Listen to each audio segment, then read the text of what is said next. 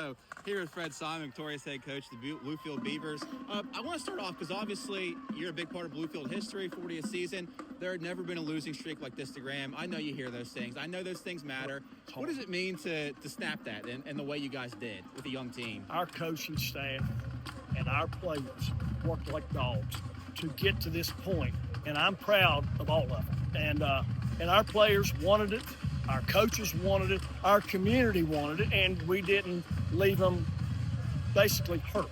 So glad it happened, and I'm proud of everybody. I couldn't have asked anything better tonight. One thing that you see a young team do when they grow up is it could be easy for a young team to let that lead go. But defensively, I think you guys forced 4 or 5 turnovers, the interceptions, the fumbles, the sacks. You came at pivotal points. Talk about the defense and performance because you didn't do much offensively in the second half, but the defense really carried you. Didn't give up much. Well, I thought, they picked up something that we were doing in the first half and through the third quarter. And once we cut that out, then we ended up being fine. So they were picking up some stunts and stuff, so we stopped it, and we did a fine job there. And, man, you can't – in our offense, we just had cramps and people coming in and out. That new line we got, they did fine early, but that line will get better. But all of them are back. Everybody on that line – hell, we started one junior and everybody else was sophomores and a freshman.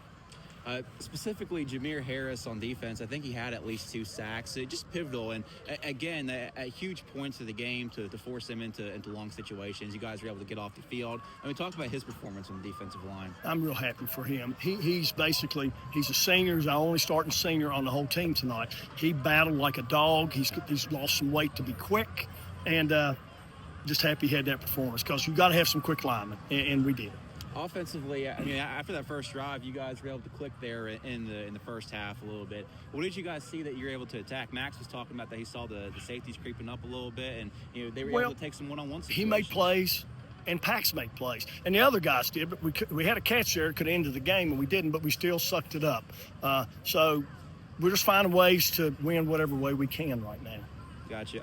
Just talk about, because I remember last time we stood on this field was after the James Monroe loss. I know you were extremely disappointed about that game. You felt it was a game you shouldn't lose, and now you turn around and you win this game. And obviously you don't want to look too much into a week 1 game. You've been around long enough not to do that, but it just feels like they grew up a lot over the last 9 months or so. Well, they've decided to work and listen.